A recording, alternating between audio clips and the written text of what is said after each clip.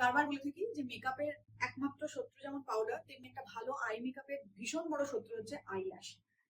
আমরা সবসময় বলে থাকি যে আইয়ের শেপ অ্যাকর্ডিং আইল্যাশ হওয়া উচিত, বাট আমার পার্সোনাল ভিউ ল্যাশ নিজের মানে যেটা নিজস্ব যে ল্যাশটা হয় চোখের পাতাটা, সেইটা দেখে ল্যাশ সিলেক্ট করা খুব ইম্পর্টেন্ট। যেমন আমার আজকের ব্রাইডের আইল্যাশ একটু কার্ভ, ওকে।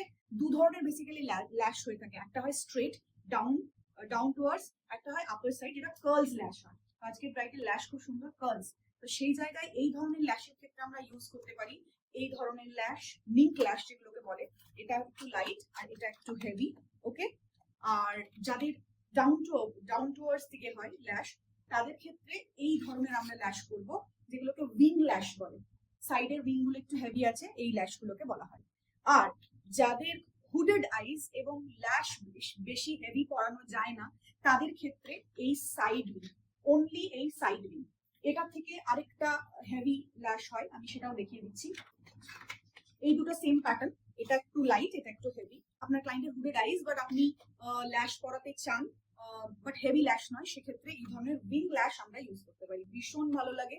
লাইনার না লাগালেও এই ধরনের ল্যাশ ইউজ করা যায়, ভীষণ কমফোর্টেবল এবং দেখতেও খুব ভালো লাগে। বাট ল্যাশের সাথে সাথে আমরা চোখের যে মাপটা বলে থাকি সেটা হচ্ছে হুডেড আইজ।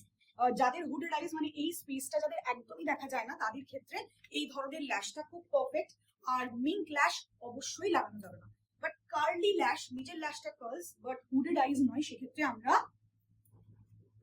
এই ধরনের ল্যাশ ইউজ করবো। আজকে আমি আমার ব্রাইডকে এই ল্যাশটা ইউজ করবো, তো দেখি কেমন লাগে ল্যাশ লাগানোর পর।